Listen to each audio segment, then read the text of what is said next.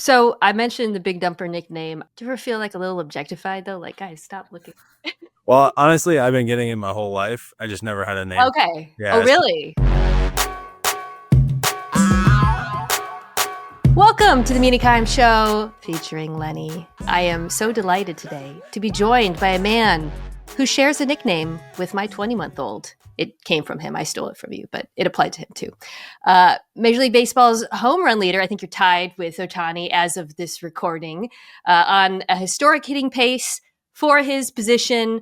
Will certainly be an all-star. Should absolutely be in the MVP conversation. Cal Raleigh, welcome to the show. Thanks for having me on. I want to start here. This past offseason, you signed a 6-year extension with my Seattle Mariners, which has aged like Halle Berry. From the Mariners fans' perspective, we are obviously thrilled. But I do want to ask you, why Seattle? Like, why the decision to stay? What is it about the city and the team that made you confident in staying for another 6 years?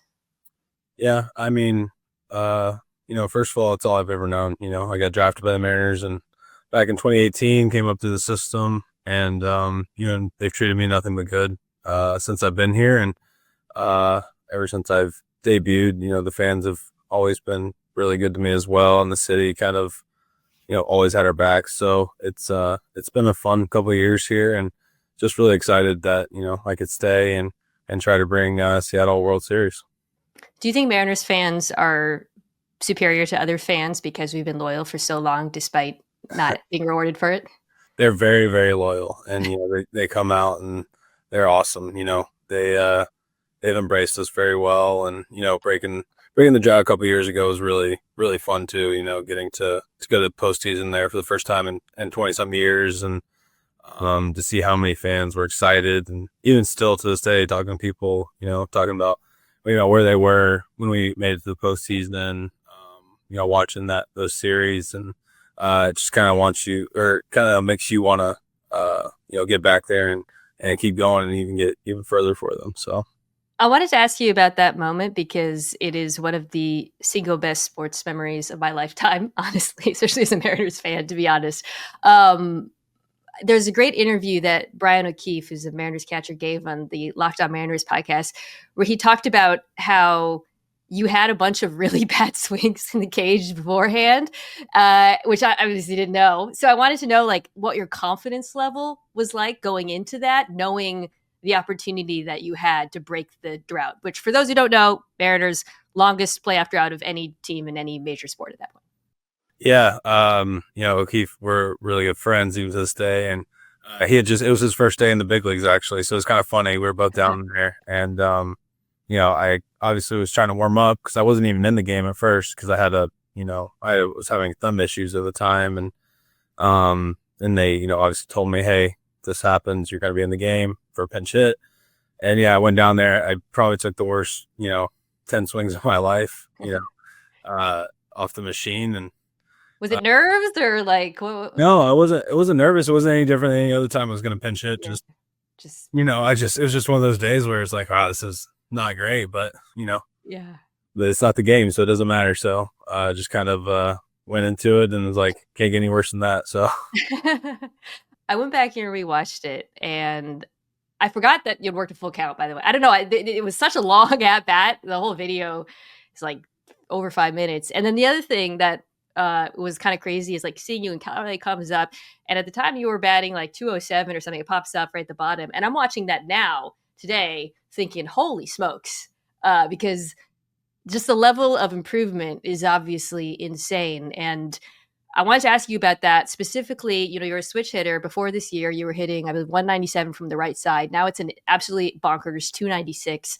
What is behind that improvement, and who would you attribute it to? Yeah, really just trying to improve my game each year, since 2022. I guess at first I wasn't getting as many right-handed reps as I am now. And, just every day to day, getting some days off when lefties were throwing. So now, every day I'm in there, doesn't matter lefty or righty, and just kind of building that confidence and building those reps, at the big league level, because you just need to be able to get that, and your eyes need to adjust, and you need to get that confidence as well, from both sides of the plate. And, I feel like now I've had a good amount of at-bats from both sides, and just learning, how the league's going to pitch you from each side of the plate, because it's not just, left-handed, but it's right-handed as well. So it's just experience and growing that confidence. And I think over the past few years, I've definitely grown a little bit. You're not just hitting for power, you're also hitting for a higher average, higher on base percentage. Have you made any other changes to your approach at the plate overall, not just talking about from the right side? I don't know if there's any major changes I've tried to do. I think to me, it's just the work.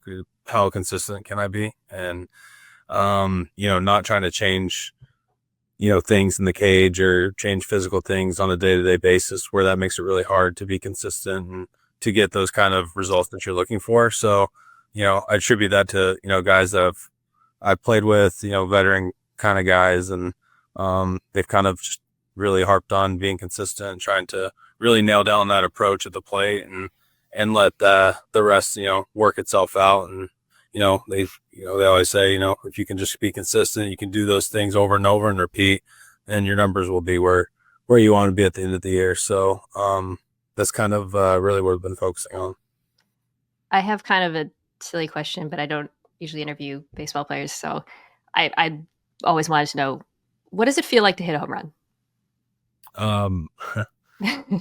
I'd say, I mean, personally, it's one of the best feelings in the world. So, I can imagine. Yeah, it's really cool because, it's obviously one of the more exciting things in baseball, is when somebody hits a home run and, they got the horn, the sirens going, and loud music, and everybody gets all jacked up. So it's cool. And, obviously now you got the bat flips and the celebrations and handshakes. So it is, you kind of just feel like you're kind of just gliding across the bases. So do you feel like, like at what point are you like, oh, this is leaving? I mean, some, as soon as you hit it, and then some other ones, barely just sneak over. So you're running hard out of the box and you don't know. So it's also, this is often mentioned, it's crazy that you're doing this as a catcher, literally on a historic pace at your position to be producing the value you are at the plate. I was wondering, do you feel that, we talked a little bit about some of the improvements you've made in hitting and generally, and obviously hitting for power. Do you ever feel like your ability to locate pitches actually helps you in some ways? Yeah, I mean, I think being a catcher in general, you have to learn the game, from the other side of the ball as well. So you're trying to game plan against other hitters. You're trying to help your pitchers out, and how do they want to attack people, and you can kind of take that and apply it to your own self a little bit as well. How would I get myself out, or how would I pitch myself in this situation, or with this kind of guy on the mound. So I think it has helped, and as I've gotten a little more time and experience in the big leagues, I think those are things that I've learned and things that I've applied to my game. Maybe that's not something on the physical side that you can see, but something mentally you kind of learn throughout time. As your reputation this year has grown and the numbers back it up, have you been noticing pitchers approaching you differently? A little bit, yeah. I think in the past you would see a lot of managers, they would switch me around, change me to the right side. This year I don't feel like it's been as obvious. And then as far as the pitching goes, I think it's more just goes through waves. I think you play 3 games against the team and they get you out one way, and then the next team might try to do the same thing, and it's just kind of that cat and mouse game of going back and forth. And people do their homework, they study, they watch film, they read scouting reports, so they're trying to get you out how you previously got out, and the league will keep going to that until you prove that you can hit that pitch. So it's kind of just that constant chasing of that.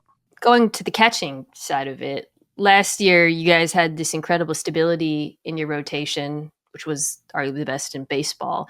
This year you faced a ton of adversity, guys have been in and out of lineup. I was wondering how challenging that has been from a game planning perspective for you. Yeah, I mean, obviously past couple of years had really good rotation, had some injuries earlier this year, so it's kind of part of the game, right? I mean, everybody goes through it, and To us, it's just, next man up kind of mentality in the sense of, we still got to keep winning games. We still got to keep going and, let those guys deal with that and hopefully get healthy as soon as they can and get back because we know how good they are. And, it's just about, pulling your weight, on the other side of the ball, the offense has to, carry maybe a little more workload than it has in the past, but that's kind of what teams do, right? They pick each other up and they know that they have to do certain things to help the club win. So it's just kind of that kind of mentality. And I think we've done a good job with that so far. We just got to keep it rolling and get those guys healthy. I mean, along those lines, it is kind of crazy that you guys still have as of this recording, have the division lead, despite the fact that the rotation has been so injured. Guys will be coming back online. They already are kind of. What is your strongest case for why the Mariners are going to win the division this year? As of this moment, what would you tell fans? This is why this Seattle Mariners team is going to win the division. I think it's going to come down to doing the little things. We talk a lot about that here. We talk about it a lot. So it's just doing those little things, base running, putting pressure on other teams. Obviously, we know how well we can pitch it. That's always been our strength, from top to bottom, bullpen, starters, and all that. So obviously that's one of the hugest things. But just like I said, doing the little things right, the base running, the moving runners, the situational hitting, 2-out hitting, stuff like that. I think that's what's going to help us, get to that next level and get to that postseason that we're looking to get to this year. Are you pro or anti-robot ump? I'm anti-robot ump. Ooh, explain yourself. I don't know. I just feel like there's this, human. You want to have this kind of human element to the game, and obviously, you want to be able to get the calls right, but at the same time, I don't know if the technology is quite there yet in the sense of how far along it is. And, it's so, it's so precise, having to get all that stuff right. And, just like I said, with players being so tall and so short and different batting stances and constantly changing in the box, like, it's really hard to find that strike zone versus what an umpire already knows it is. And we do have really good umpires as it is right now. They're doing a really good job because of the whole new zone. And, they're probably better than they ever have been in the sense of, knowing that zone, knowing that, where it's at and on each guy. So, and like I said, I think a lot of, what happens in baseball is what people like to see is, that human interaction with guys getting thrown out. And, obviously nobody wants that in the game at the time, but people love seeing it. Fans love seeing it. And yeah, I think you have to keep a little bit of that in the game.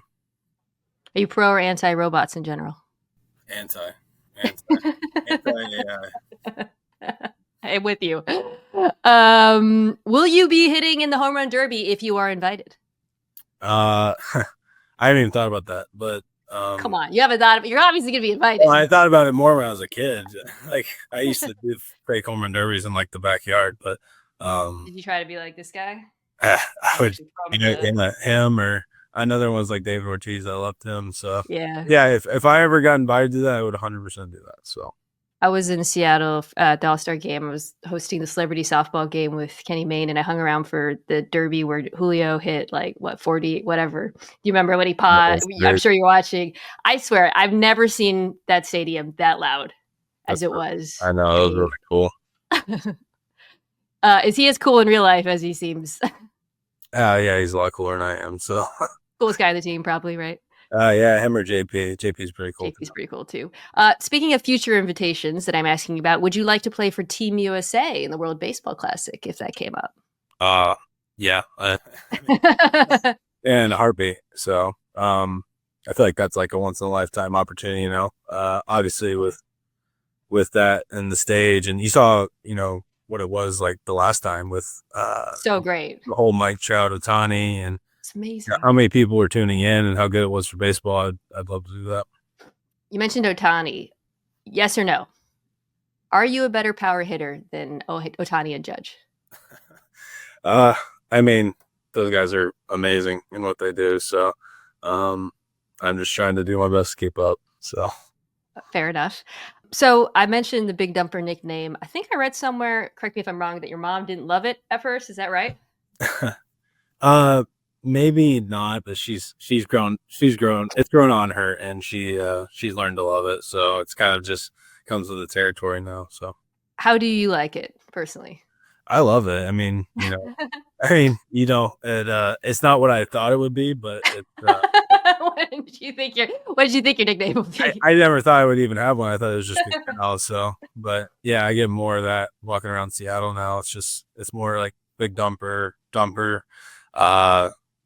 things like that, and people love it. So I think it's nice because it's something the fans can gravitate towards, and they like it, and it's fun for them. So. Do you ever feel like a little objectified though? Like, guys, stop looking.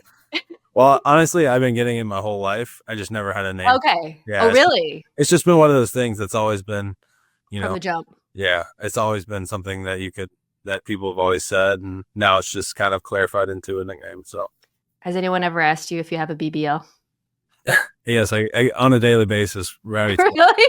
Rowdy Tillis does that to me. So, you went to high school in North Carolina, correct?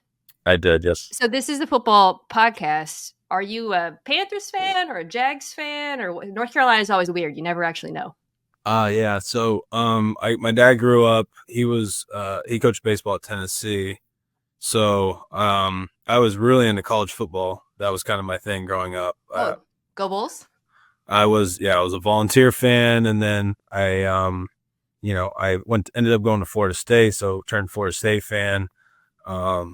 And I grew up as far as professional teams, I loved the Red Sox. My dad's from New England area, and I loved everything about Red Sox, Celtics, Patriots. Yeah, it was kind of just easy to root for Tom Brady and the Patriots growing up because they were unbelievable and he was the best quarterback, and so that was kind of who I rooted for growing up. So you still no? I've converted. I'd like to think I've converted to a Seahawks fan now. So okay, I'm sure you've been invited to do stuff there, right? Like, have you raised the flag or anything like? Yeah.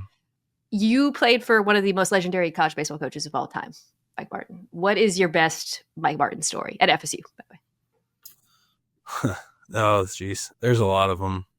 He was amazing. First of all, amazing person. It was always really good to me, good to my family. And I remember I think we were having like a bad little stretch there, and we lost like 3 in a row or something. And we all thought he was going to come in yelling, and he was super like angry. We thought we were gonna, one of those times as a player, the coach is kind of gonna go get angry and get mad at us and yell, and he just comes in calmly, and like I can't say everything that he said, but he was very calm and very like to a point where like we were all just kind of looking around like what just happened. Like we had no idea, in the sense of like I said, he was saying a lot of calm things. It was really good. Like it was nice, and like it was refreshing to hear, and people were just like kind of amazed that he kept his cool like that. And I think we ended up playing really well after that. So it kind of was funny that it kind of worked, and it was a cool little thing that he did. So why is there such a great culture of college baseball in the Southeast?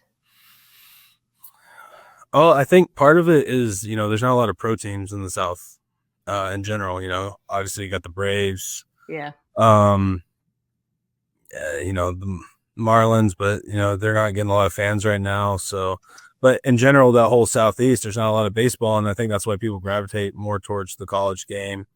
I think you can even see it with some leaking into football and basketball. You just don't see. You just don't see a lot of professional teams there, and I think that's why you see why it's so popular. And obviously the ACC, SEC baseball, you get a lot of good crowds, and that's what people live for in those weekends, especially in some of those smaller towns. They love it, and it's kind of their pro teams for them.